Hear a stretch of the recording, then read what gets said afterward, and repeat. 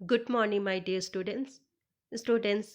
आज के क्लास में हम लोग हमारी हिंदी की पाठ्य पुस्तक से एक बहुत ही प्रेरणादायक कविता पढ़ने जा रहे हैं जिसका नाम है चलना हमारा काम है। इस कविता को शिव मंगल सिंह सुमन ने लिखा है। शिव मंगल सिंह सुमन के बारे में हमने इससे पहले वाले वीडियो में उनके जीवन परिचय के बारे में पढ़ा था। आज के क्लास में हम लोग इस कविता की व्याख्या के बारे में पढ़ेंगे।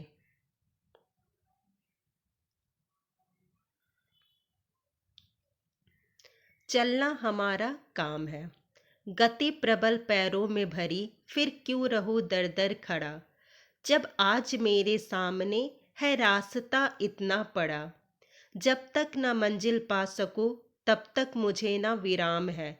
चलना हमारा काम है। गति, गति का अर्थ है रफ्तार, चाल। प्रबल का अर्थ है तेज। मंजिल, लक्ष्य। विराम का अर्थ रुकना।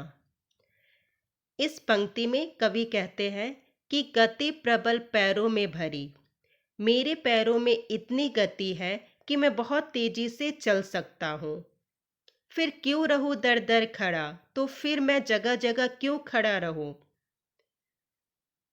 जब आज मेरे सामने है रास्ता इतना पड़ा, जबकि मेरे सामने इतना लंबा रास्ता पड़ा है, जब तक मुझे मंजिल नहीं मिल जाती तब तक मेरे गति को विराम नहीं मिलेगा। अर्थात कवि कहना चाहते हैं कि जब मेरे पास इतनी शक्ति है कि मैं अपने लक्ष्य को प्राप्त कर सकता हूँ, तो मैं जगह जगह क्यों ठहरूं। कवि कर्म करने की प्रवृत्ति को प्रमुख मानते हुए कहते हैं कि हमें कर्म करना चाहिए, हार मानकर नहीं बैठना चाहिए। व्यक्ति को जीवन में एक लक्ष्य निर्धारित कर उसे प्राप्त करना चाहिए। फिर मार्ग में कितनी ही बाधाएं क्यों न आए, अपने लक्ष्य तक पहुंचने से पहले रुकना नहीं चाहिए।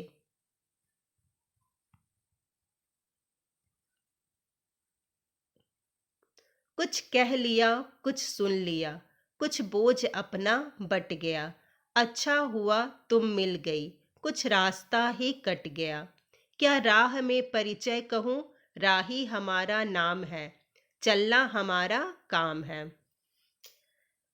कुछ कह लिया, कुछ सुन लिया। हमारे जीवन पथ में, जीवन के मार्ग पर हमें अनेक साथी मिलते हैं जिससे हम अपनी सुख दुख की बातें कहते हैं। तो कुछ कह लिया, कुछ सुन लिया, कुछ हम अपनी बातें कहते हैं और कुछ उनकी बातें सुनते हैं। तो सुख दुख के इस आदान प्रदान में कुछ बोझ अपना बट गया।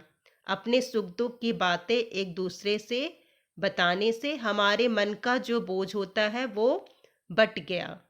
अच्छा हुआ तुम मिल गई। हमारे कवि के जीवन पथ पर उनकी यहाँ पर उन्होंने अपनी जीवन साथी प्रेमिका की बात कही है कि अच्छा हुआ तुम मुझे मिल गई। मेरे इस जीवन पथ पे, इस मार्ग पर अच्छा हुआ कि तुम मिल गई। तुम्हारे मिलने से, एक अच्छे साथी के मिलने से मेरे जीवन में यह जीवन अच्छी तरह से कट गया। कुछ रास्ता जो है वो कट गया। क्या राह में परिचय कहूँ, राही हमारा नाम है। राह का अर्थ है रास्ता, परिचय का पहचान, राही यात्री। तो अपने जीवन पथ के इस मार्ग में मैं क्या परिचय दूँ, मैं अपनी क्या पहचान दूँ। राही, यात्री, मुसाफिर मेरा नाम है और मेरा काम सिर्फ चलते रहना है। अपने मार्ग पर हमेशा चलते रहना है, रुकना नहीं है, बल्कि आगे की ओर बढ़ते जाना है।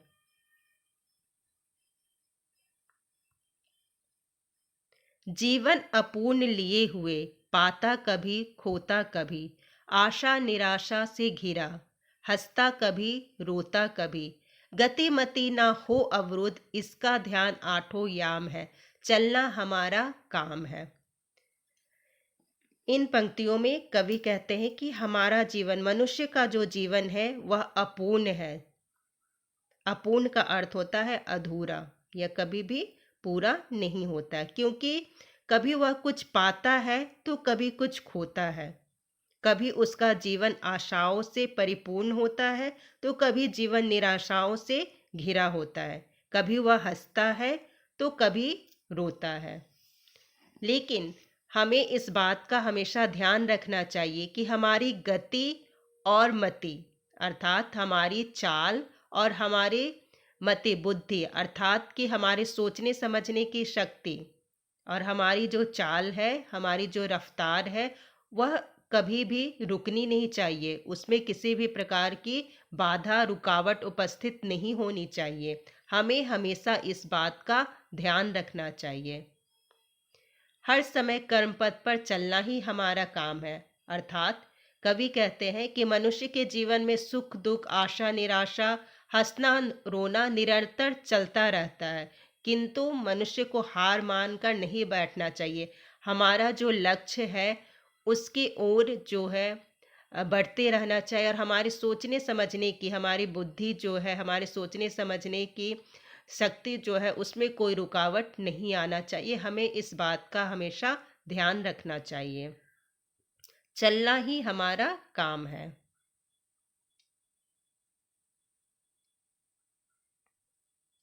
इस विशद विश्व प्रवाह में किसको नहीं बहना पड़ा, सुख दुख हमारी ही तरह किसको नहीं सहना पड़ा।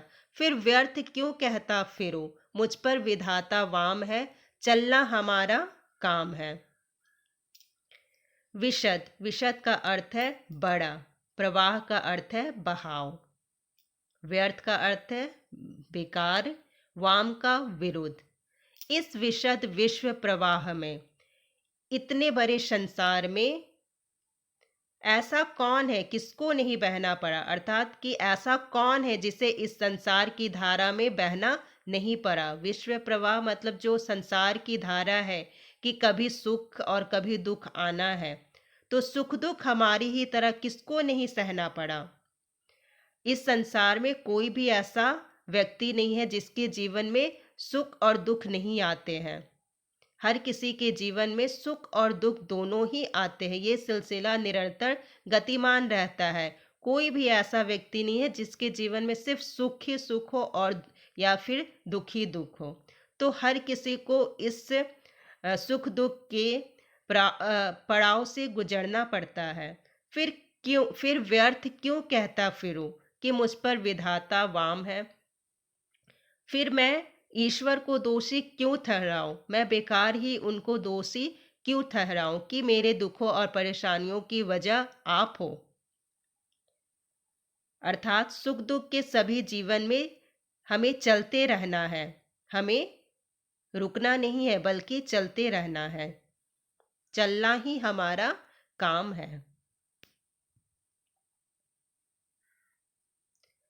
मैं पूर्णता की खोज में दर दर भटकता ही रहा, प्रत्येक पग पर कुछ ना कुछ रोड़ा अटकता ही रहा, पर हो निराशा क्यों मुझे, जीवन इसी का नाम है, चलना हमारा काम है। पूर्णता मतलब पूरे तौर से, रोड़ा मतलब बाधा, निराशा आशा ना होना। कवि कहते हैं कि मैं पूर्णता की तलाश में सदैव दर दर भटकता रहा, क्योंकि संसार में पूर्णता विद्यमान ही नहीं है। पूर्णता की तलाश में मेरा मार्ग सदैव कठिनाइयों से परिपूर्ण रहा है।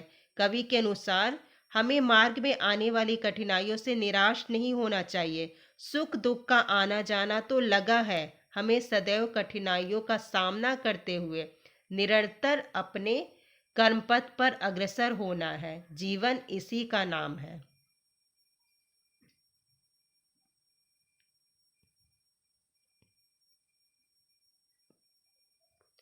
कुछ साथ में चलते रहे, कुछ बीच ही से फिर गए, पर गति न जीवन की रुकी, जो गिर गए सो गिर गए। चलता रहे हरदम उसी की सफलता अभिराम है, चलना हमारा काम है। सफलता मतलब कामयाबी, अभिराम सुखद मोहक। तो इन पंक्तियों के माध्यम से कवि कहना चाहते हैं कि कठिनाइयों से पूर्ण जीवन में जो है उन्हें बहुत से राही मिले। कुछ राही तो उनके साथ चलते रहे, किंतु कुछ बीच से ही लौट गए, अर्थात कुछ लोगों ने उनका साथ आधे ही रास्ते में छोड़ दिया। किंतु क्या उनकी इस प्रवृत्ति से मेरे जीवन की गति रुक गई? नहीं। कवि कहते हैं कि जो लोग आधे रास्ते से चले गए या फिर जीवन में आती कठिनाइयों से डरकर पीछे हट गए, वे सदैव पीछे ही रह जाते हैं। चलता रहे हरदम उसी की सफलताभिराम है। अर्थात जो व्यक्ति निरंतर कठिनाइयों का सामना करते हुए मार्ग पे चलते रहते हैं, उन्हें ही जीवन में सफलता प्राप्त होती है। अर्थात जीवन का सुख उन्हें ही प्राप्त होता है। अतः हम राही है, सदैव चलना ही हमारा काम है।